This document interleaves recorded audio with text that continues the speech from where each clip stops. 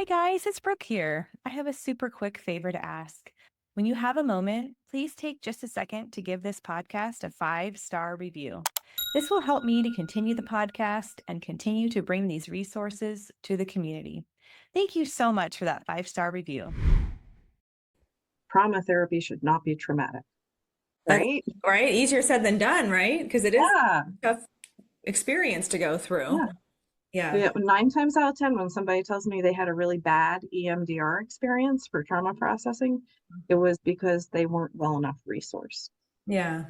And Mm. the SSP is one of the foundational ways that I resource a nervous system, help Mm. support someone bottom up to help them feel in a nervous system way safe enough to be able to handle processing trauma targets.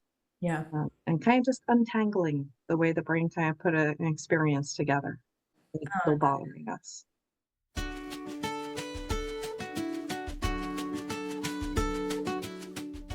Hi guys, it's Brooke here. I'm excited to tell you about this week's episode. So this week we have on a clinical social worker and trauma therapist, and she is going to talk to us about the Safe and Sound Protocol, which is a listening program. And I have seen clients, and we used to offer listening programs at our clinic many years ago, and seen clients using these programs and just really seen the value in them. And I was excited that Laurie was able to come on and tell us more about the Safe and Sound Protocol, which was a new program for me. And I think she just did such a beautiful job of explaining the value of it and why it's important, especially for those that have had traumatic experiences in life or are in fight or flight most of the time or much of the time. It can be really beneficial to help calm the nervous system and make the individual more available to grow and to learn and to feel regulated. And so this can definitely be beneficial for individuals that are neurodiverse, but also for their parents or professionals as well. And I think that it's just such an important conversation. I'm so grateful that Laurie was able to take the time to share more about it. So I hope you enjoy and have a wonderful week. All right. I'm excited to get this conversation started, and I'm going to go ahead and introduce my guest first, and then we'll dive into our topic. So Laurie Belanger, who is a licensed social worker and trauma therapist, provides in-person and remote services to children, adults, and families in New York State. She is passionate about serving the needs of families coping with multi-layered, complicated concerns.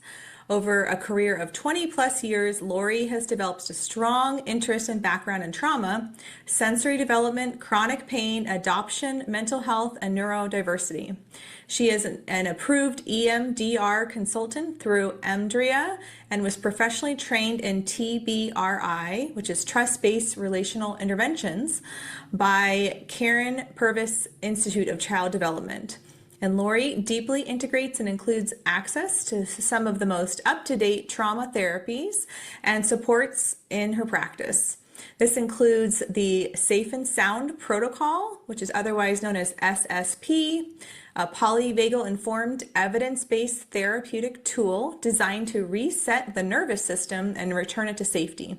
Her passion for safely combining deeply sensory-oriented trauma-informed materials and supports into diverse settings successfully has led to an increased focus in mentorship, consulting, and training.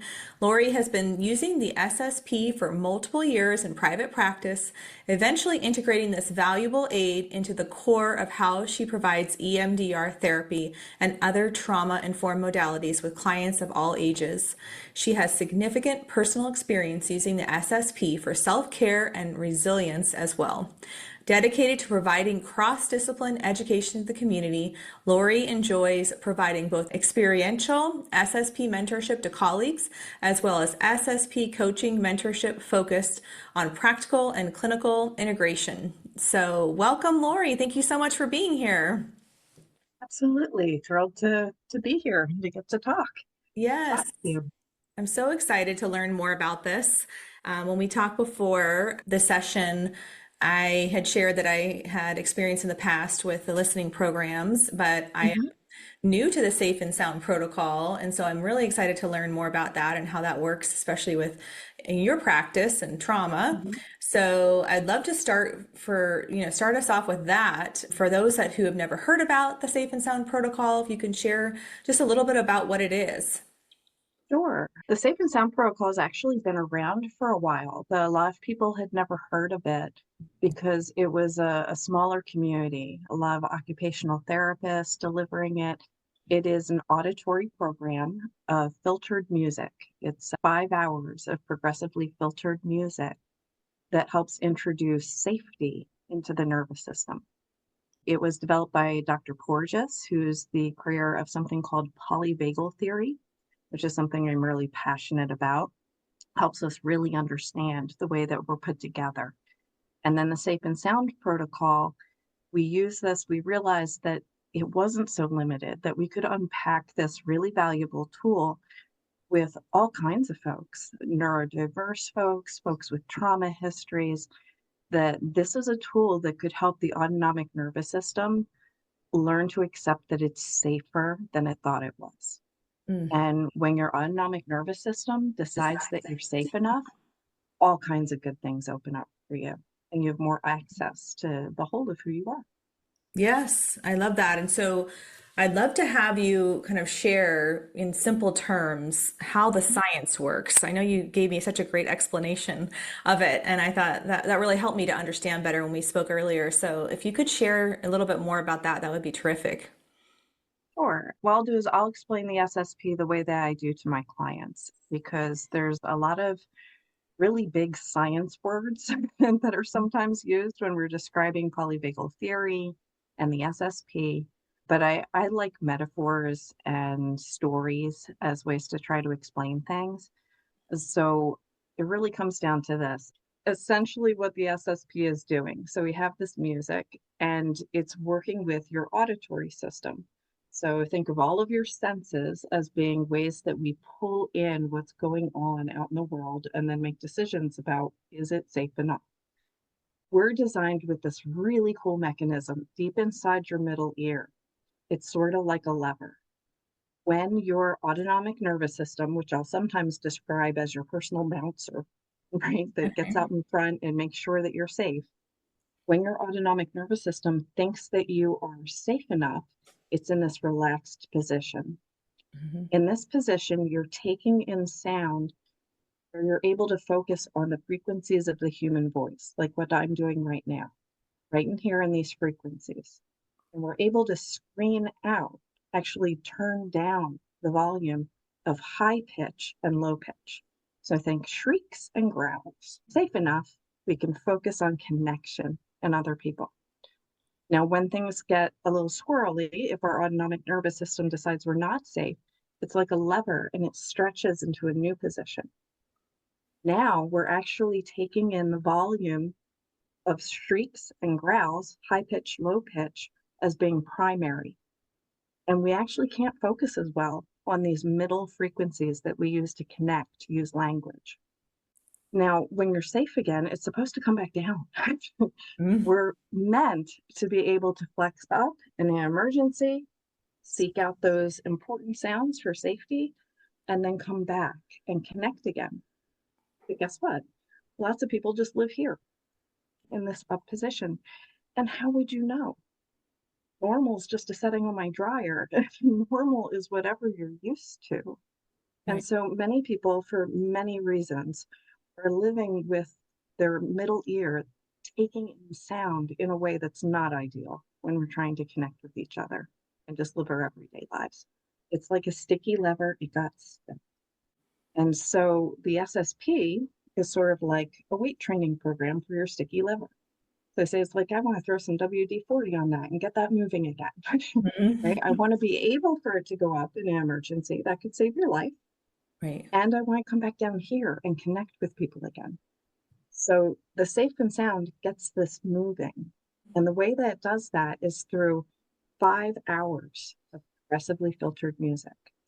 And just like if you've ever done weight training in a gym, you don't just go grab a 20-pound weight at Walmart and then just go for it and hope it all works out.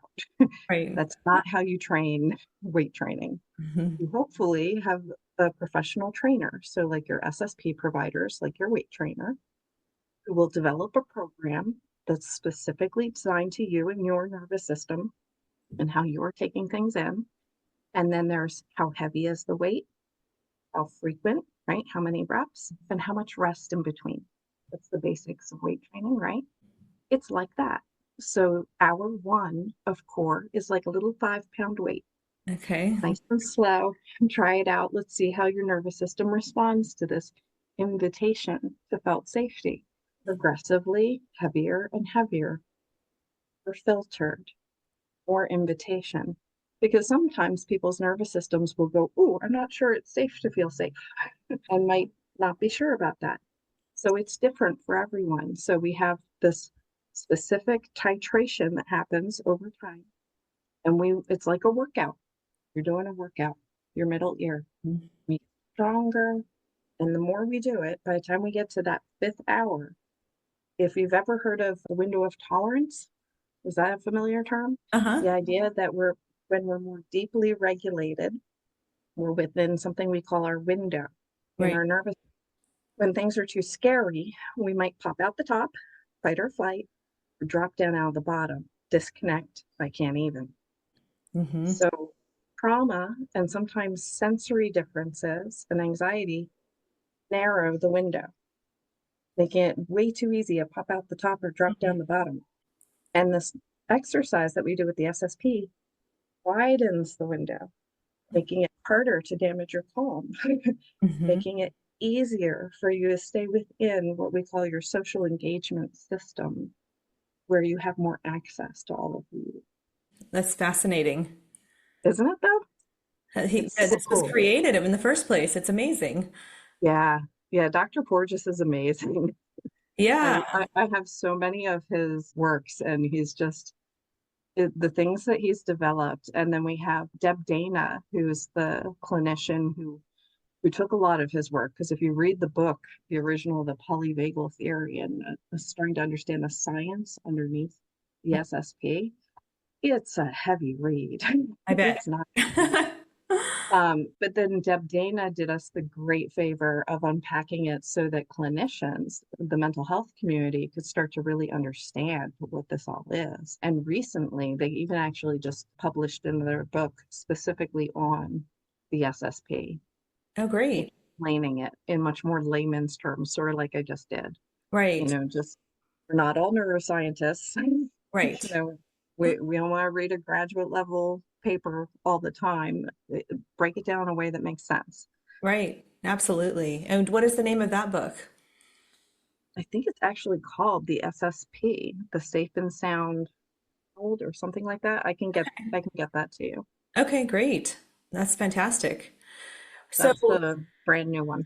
Mhm. okay, no, that's wonderful. I think it's important to understand, especially for those that are experiencing this, how it works and why it's so important. I'm sure because a lot of it sounds like you have to really work on your own self-awareness through the process.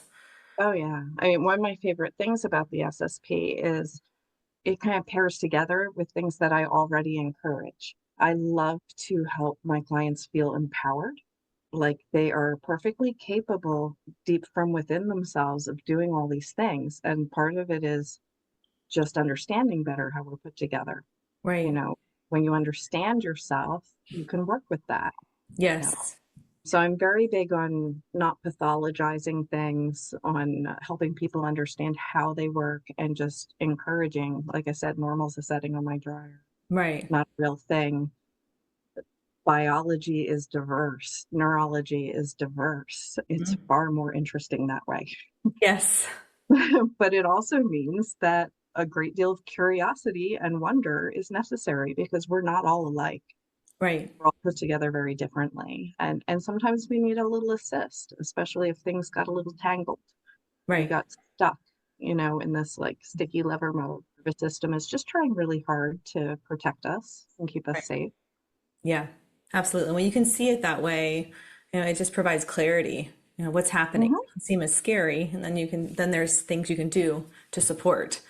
Yeah. It helps. Like, oh, this is just my nervous system trying to protect me. My nervous Right. system loves me. Exactly. Exactly. Yay. Right. That's a good thing. And now, we can do something about it. Exactly. Yeah, I love it. Well, you mentioned the polyvagal theory, and Mhm. I would love to spend some time talking about that, what it is and why Sure. it's so important in understanding behavior, and especially those that are neurodiverse. Yeah, well, it really comes down to polyvagal theory is the science of safety. One of the things that I spend a lot of time explaining, especially to caregivers and parents, is that you can only connect with what the autonomic nervous system will tell you to connect with. Hmm. So it doesn't matter how much we talk or how much we say we understand a thing. If you've ever experienced a panic attack or witnessed someone experiencing a panic attack, you can't talk someone out of that. Right. Yeah. But that is, full fight or flight. We are offline. And that is a nervous system thing. So mental health is on this beautiful journey moving toward neuroscience at this point, so that the mind and the body are coming together, and more providers are starting to understand that. Hmm. Polyvagal theory gives us this beautiful common language. We finally have shared vocabulary with occupational therapists, physical therapists, pediatricians. We're all using the same jargon, finally, Yeah, it's great. thanks to polyvagal theory, because Dr. Porges was able to clarify what's actually happening in the nervous system. Because most people have heard terms like fight or flight, right? So, okay, people can go into emergency mode. Some people have you ever seen the hand model of the brain? And It's been a while, but yeah. yeah, it's Dan Siegel, I think, was Yeah. responsible for this one. He came Yes. up with the idea that, like, this is my brain.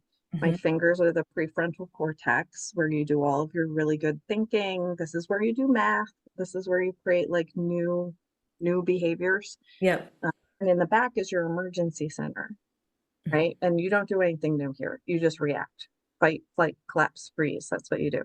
So nothing new, nothing novel. And we certainly don't learn new things. When your nervous system doesn't think you're safe enough, you flip your lid. Right. You literally lose access to Hmm. the parts of the brain that learn new things. Hmm. And so you're only able to reach the back of the brain. So that was one of the first models. And the idea was that you need to regulate on a physiological level, then relate relationally. And the last step would be reason. Mm. Now, it's the idea of bottom up Yeah. versus top down. When I was first coming out of graduate school, it was very cognitive behavioral. Everything was language based. The the phrase was "you're stinking thinking." Change your thoughts in order to be able to change your feelings, in order to be able to shift your behavior. And it's not that that's completely wrong. It's just that that only works with a calm brain. When your lid is flipped, forget that. You're Right. not going to be able to think your way out of anything. Yeah. So the idea is that, flip this upside down. It's actually bottom up. Regulate physiologically first. So felt safety, then relationship. We connect. We're relational beings. We need to connect with each other. Then the last step, our higher cognition, thinking, abstract thought comes back online. Right. Dr. Porges was able to clarify, like even structurally in the nervous system, how it all works Mm. with our vagus nerve and emergency systems, and that we've got these three different sections. We have our, what you would think of as fight or flight, which we call sympathetic part of our nervous system. We have in the vagal section, there's actually like two branches, and one of them is social engagement. That was like the last one to develop. And Mhm. the other one, you think calm or shut down, is that you ever see that cute movie where the possum is always showing his daughter possum like how to like fake die, right? Like play Yeah. dead, Play dead. forget, Yes. Uh-huh. right? I think it was like William Shatner was the one. It was really cute. Anyway, I digress. But that like prepare for death, shutting down now, Right. and very serious things like dissociative experiences. That's in that part of the nervous system. But that in between one, that newer branch, is down regulated, but also still connected. And so we have this beautiful area in the nervous system where we have what we call our social engagement space, ventral vagal. So ventral vagal doesn't mean calm, because within that space, I mean, you can be on the upper end and be in what, one polyvagal trainer called it the play zone, right? Where you get like competitive and you're activated and you're still online. You're not in panic mode. You can still think. Right. That's how professional sports work. They can still think, but they are activated. Or down toward the very bottom, what people think of as calm. So think meditating, right? Mm-hmm. Sitting quietly looking at water, very still, and everything in between, right? That's your social engagement space. So it can look very different. It's not like all one thing. Right. So I imagine that as you were describing that, I was thinking, so with our clients, our neurodiverse clients, they can be regulated or they can become very dysregulated, and it's kind of an ebb and a flow. And our focus is always on regulation first and foremost, because we know that we can't learn when we're not in that optimal state of arousal. And so with this theory, is it like, I imagine it's kind of a spectrum of people's responses where they're in fight or flight all the time versus some of the time, or how does that work? Is that kind of what you're reflecting on with clients? Yeah, well, one of the useful visuals that we got from polyvagal theory was Deb Dana actually made it like a ladder. So you had, down at the very bottom, you had the dorsal vagal, that's that shutdown response that you'll see. Then as you come up out of shutdown, there's often sympathetic is first. So even one of the things that we try to warn people about is like, if you're coming up out of shutdown, it's not necessarily straight to calm and connected to yourself. There's like anxiety. And then all the way up into deeply regulated social engagement system at the top. And then what we do with a lot of psychoeducation with families is help kids and adults try to figure out, how can you tell where you are on that ladder?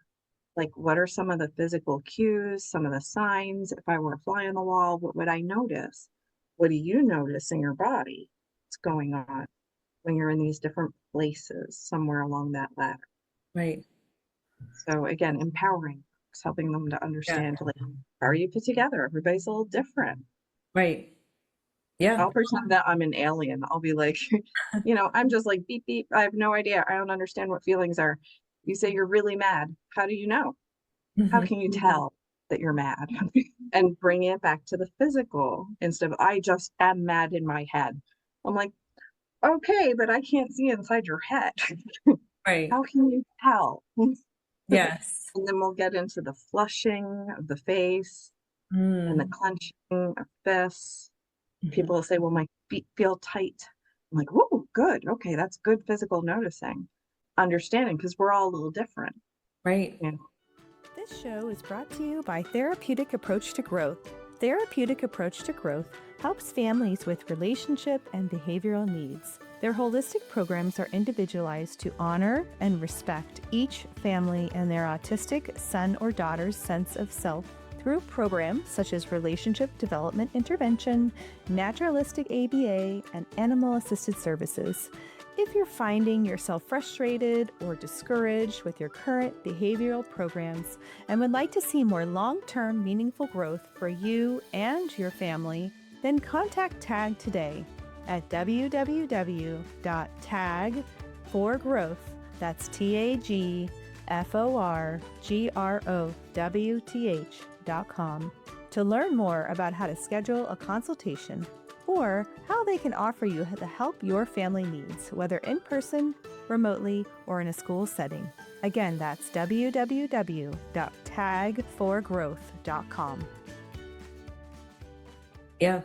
That's the first, I mean, that's a huge step, I imagine, in the healing process. I mean, you have to have that self-awareness first to be able to recognize what's happening. Yeah. That's one of the ways that, like, when I'm introducing the SSP, I'm introducing it as this like tool that we're using to improve overall regulation.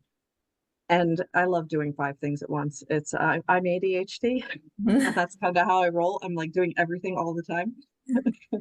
I get to use the SSP also to do a lot of really great skill building and learning how to check in, do a nervous system check-in, Mhm. learn to enjoy that your body has responses. Like, isn't it so cool that you can tell these things, that your body gives you signals and you can know what those mean and Mhm. you can communicate with your own nervous system? How awesome is that? Yeah. So, a lot of encouragement, empowerment.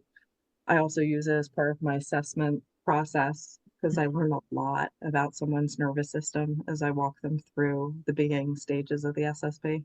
Yeah. So yeah, doing many things all at once.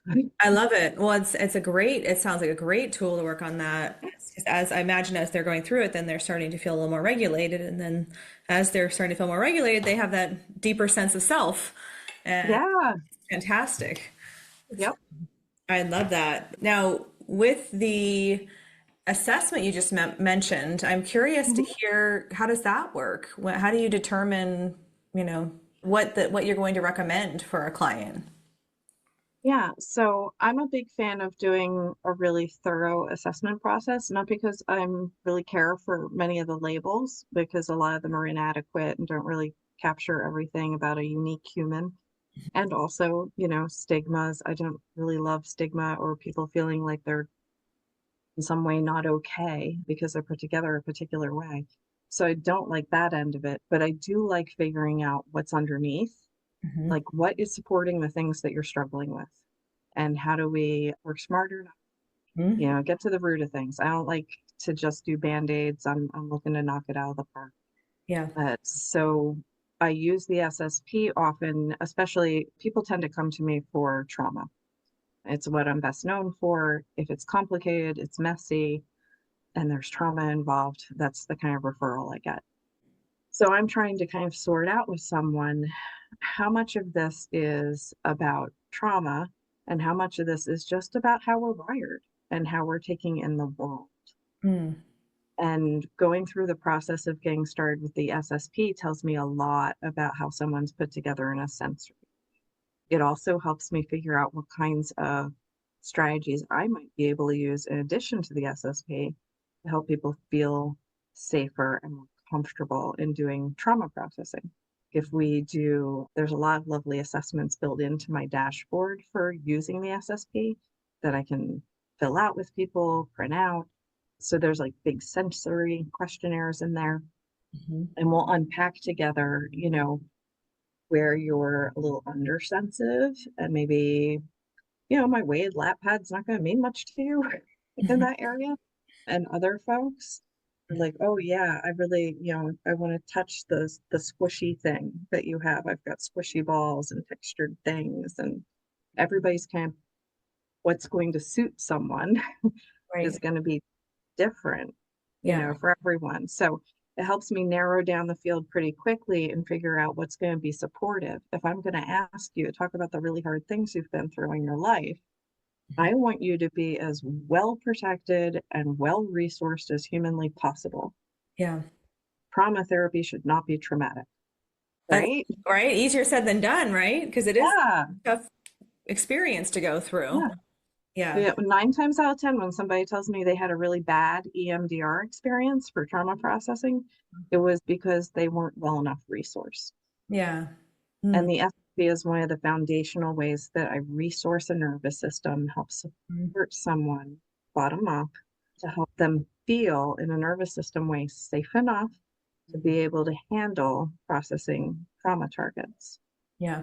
And kind of just untangling the way the brain kind of put an experience together. It's still bothering us. I love that. That's really unique. I haven't heard of a therapist have that perspective on it to the level that you just described. And I think that's so important and special that that's your mindset. I'm sure Yeah, it really help with the healing process. Yeah. that's kind of why I'm into this. Like, I'm in that phase of my career about 25 years in now where I'm trying to reach all the other therapists. Be Hmm. like, about polyvagal theory, right? You know about bottom up processing, right? Yeah. Like trauma therapy can be, I wouldn't say comfortable, but it doesn't have to be scary, and it can be hugely empowering and illuminating and can move more smoothly and faster than you might think. But Hmm. sometimes going faster means slowing down in the beginning, Yeah, and getting all those resources built first. Then you can rock it, so get much. through all kinds of things you thought you could never talk about. Right. Yeah. Yeah. You have that foundation in place. Hmm. Yeah. Yep. That makes sense. Well, you mentioned, I know we're not talking specifically about EMDR, but maybe you can just Yeah. share really quickly what EMDR is. I'm familiar with it. I've experienced it myself. I found it really helpful. So Mhm. maybe you can just share really briefly what EMDR is. Sure. EMDR is one of our most evidence-based trauma therapies. There are many, but EMDR is probably one of my favorites and the one that I've invested the most time building out to become a consultant and everything through the certification process. It stands for eye movement desensitization and reprocessing, which is a mouthful. So everyone just says EMDR. And one of the hallmarks of it is adaptive information processing. So the idea is that, again, you're not broken, things are just tangled. And when something happened, your brain stored it in a different way than your usual timeline. Hmm. So it was like, yeah, that was too much. So it's almost like your brain threw it in a back closet. Like, I can't handle that. So throw it back here and close the door. Hmm. Yet it still rattles every time something comes up that's like similar. It still bothers us. Hmm. So in order to really get our life back, we Hmm. need to deal with it. But I would never ask anyone to pull it all the way out, right? And just talk about it. I want to do it a little bit more gently than that. So it's like cleaning out a disorganized craft closet. Hmm. We're going to take stock of what's in there, make some labels, organize it a little bit, resource you first, right? Make sure you have everything you need in a physical way, emotional way before we do this.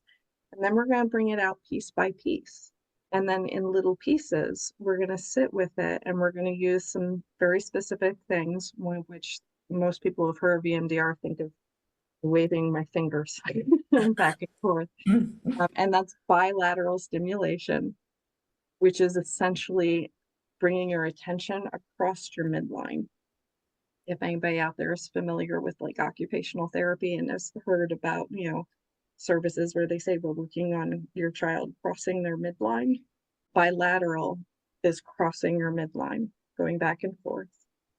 And what that does is it helps organize and calm the nervous system so that you can better tolerate and stay online in your nervous system while we bring up difficult things. And then we experience them in a mind body way together and then reorganize it. There's a lot less talking in EMDR therapy. It's much more body based, but it's so much faster Yeah. than a lot of traditional methods I was trained in earlier years. When done well, it's just life changing. People say, "Oh, I can never get back in a car again after that awful accident," or things like that. And it's like, nope, you can. Yeah. Just need to help your brain understand that that is over and create new meanings. And again, we can't go top down. We got to start bottom up. So we got to get your body on board first and we move through. But yeah, I could talk all day about EMDR and get really heavily into it. So you should stop me or we will spend Yes. this entire time talking about EMDR. Yes. No, I'm glad that you had a chance to share because I think it's so important, Mhm. especially for our community, of families, of parents, of neurodiverse children and the children themselves to have access to that if they have experienced trauma, Mhm. to understand the resources that are out there. So, Yeah. And it is, just going to put out there, it is important to note that if you have a neurodiverse child and or you have a child who's experienced significant prolonged trauma, not like a single incident, like a car accident, right. you really want a provider who has experience in those things because you can't just use the standard EMDR protocol for everyone. Yeah. For complex developmental trauma, there's a lot of attachment work and other kinds of things that go into EMDR for neurodiverse kids. There's a lot of extra training. So, Yeah. you want someone who's done the deep dive, Right. all of those things if they're going to do EMDR with your kiddo. Is that a specific training that somebody would have for that, or is you just are reaching out to each professional and seeing if they can specialize in neurodiverse individuals? Yeah, there's a couple of places to go to try to get referrals and to get linked with providers who are going to be good with really complicated. Anna Gomez is famous in the play therapy community and EMDR world. Okay. So if people have said they've done her training, there's the Synergetic Play Therapy Institute, Lisa Dion. She's done some really amazing work. So people who have done those trainings, Okay. those are just two examples. I'm in Buffalo, New York, Mhm. and my original EMDR trainer, Annie Monaco, has developed something called playful EMDR, and she's done a ton of work on like dissociation with kids, complex trauma with kids, and she does trainings. So playful EMDR.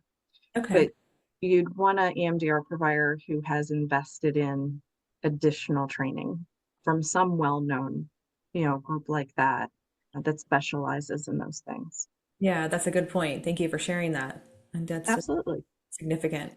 Okay, well, I would love to have you share kind of some of the things, some of the symptoms that a family might see in their child to consider the Safe and Sound protocol, or even in Mhm. themselves to consider it, because I know the Yeah. parents can benefit and the children can benefit from it. Yeah. Well, especially just a shout out to family members, to caregivers. Like, I don't know, there are very few cases where I wouldn't recommend it because as a family member, especially if you're trying to come along a child with challenges, Mhm. it can be really stressful. So the more regulated your nervous system is, the better it is for everybody. Mhm. And Dr. Purvis, who was the trainer of TBRI, she used to say this great thing. She used to say, you cannot bring a child to a place that you are not. And Yeah, that really stuck with me. I was like, okay, right. us first, Yes. right?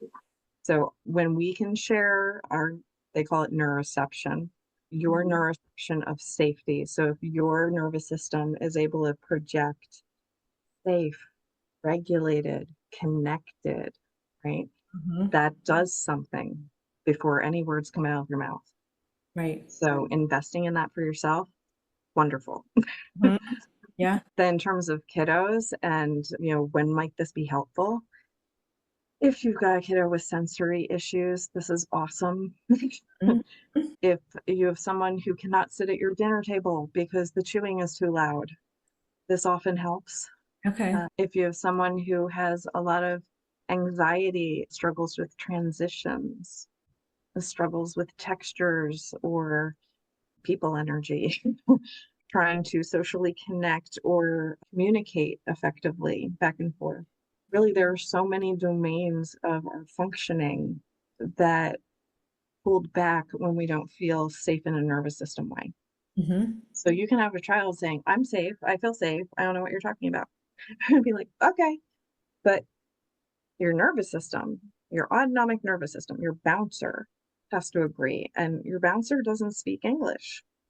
So we can't just talk it out of that. Yeah. If your nervous system is up in sympathetic or has gone into shutdown, there Right. isn't a thing in the world that I can just say that's going to make a lot of difference to that. We need inputs into our nervous system that are regulating. Yeah. That Yeah. makes a lot of sense. No, I love that. I think I'm excited to look into this further in our area and find out other providers. We'll get into that too, of how we find a provider. But I was really curious about how this works for non-speaking individuals on the Mhm. spectrum. How does that work? How do you gain their feedback? I'm assuming they have other forms of communication and can respond in various ways. But I'd love to hear about how Absolutely. that works. So this is definitely one of those things, just like in EMDR, where I throw out the caution that I don't want someone who's just like recently certified in EMDR who doesn't have the extra training working with somebody with complex trauma and neurodiverse presentations. Sort of the same thing with the SSP. If you have someone who's nonverbal and can't tell you, this is making my ears feel hot, right? Which is one of the sometimes things that has been, is told to me is that, well, my ears feel hot. And then we'll wonder together, oh, is that because the earphones themselves are making your ears hot, or you're having like a flushing kind of feeling going Yeah. on? let's be curious, and we'll do our nervous system check-ins. But if I don't have the verbal back and forth with a client, Mhm. then I need to depend on different kinds of skills. And you will sometimes have specialized, like sensory-based OTs who have great skills with what we call like somatics, Mhm. nonverbal communication.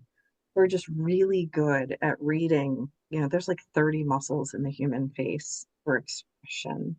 Or beyond OTs in the mental health community, if you have therapists who've been trained in something called somatic experiencing or sensory motor psychotherapy, or even a very somatically based EMDR therapist, they're used to nervous system tracking.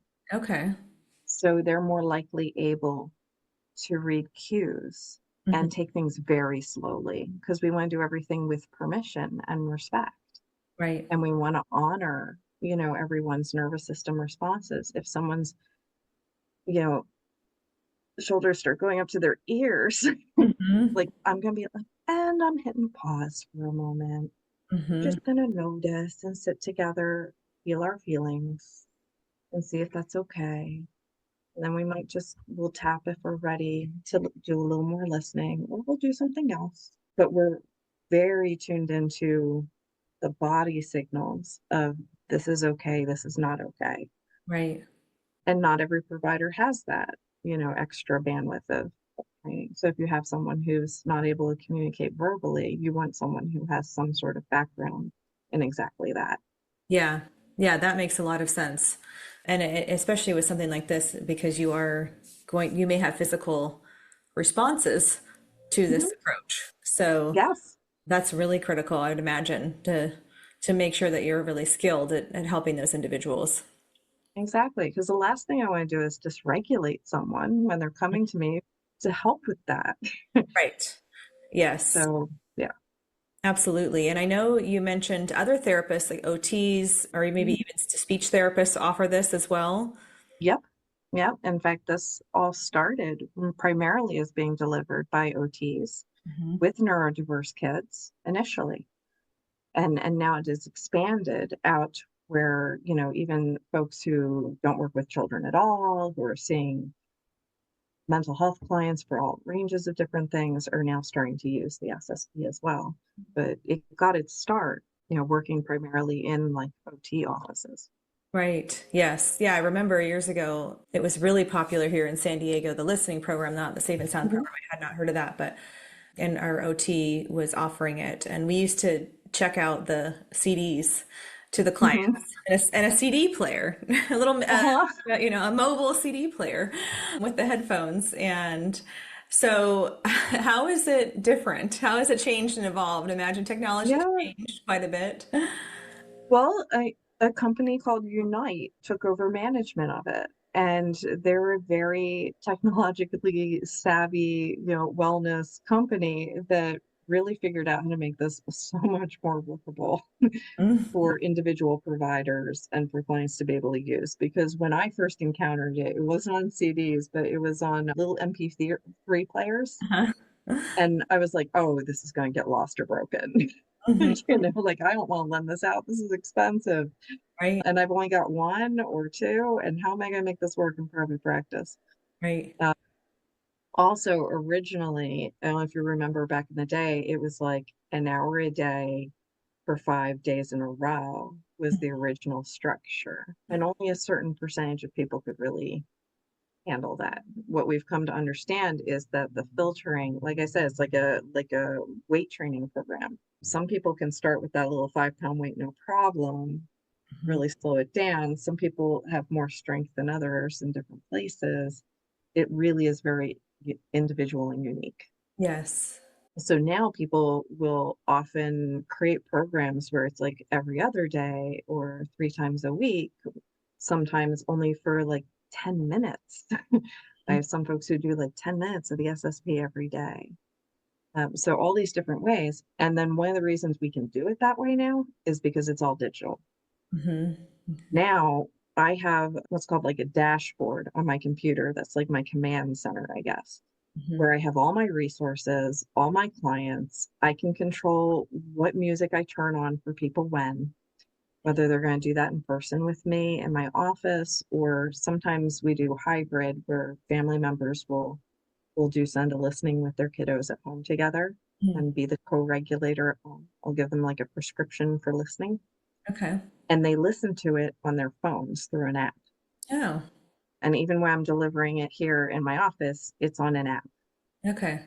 And I use my dashboard on my computer to turn on like what's available, and I can track how much everyone's listened to. I can send out assessments remotely or do them in here. Hmm. Um, Tons of resources on my dashboard. It's all gotten very technologically savvy and Yes. modern. What a gift. Um, so much easier because now I can like just assign licenses to different clients, and I can have as many as I need Right. to be able to use the SSP with so many more people than I was able to when it was like a physical little device.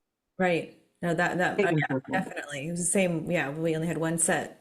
So, whenever that CD was out, it was out. Not Yeah. perfection.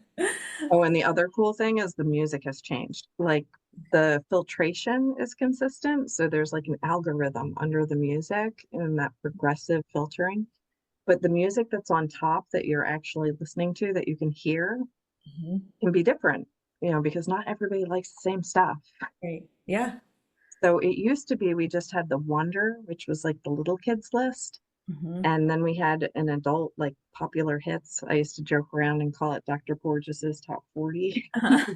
like classic rock. um, but then now we've progressed, and now we have no lyrics at all, classical music, which a lot of people really enjoy. It's easy to kind of background that, no words. And then folks wanted something that was more eclectic, a little bit more, world music. Uh-huh. And we got Freely, and now we have Groove. Groove has Oh, some drumming in it. Sounds really cool. Freely feels sort of like spa day. okay.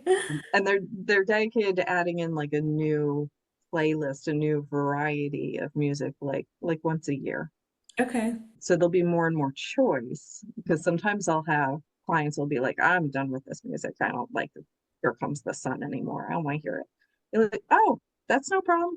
We'll pause, we'll switch it up. Yeah. I'll listen to some Baroque. That's great. I love it. Oh, that's So fantastic. Again, reaching more people, different needs, different exactly. interests, and Exactly. it's great. Wonderful. Well, I'd love to have you mentioned Unite, and so I'd love to Mhm. have you share just a little bit about how people find practitioners in their area, and even since we've talked about how there's specialties that different Mhm. practitioners have, how does somebody find a practitioner? Is it through Unite, or Mhm. is that the best way? Yeah. You go straight to Unite, unite.com and their success team. And they've got a really nice crew of people there who will help line you up with the right person. Okay.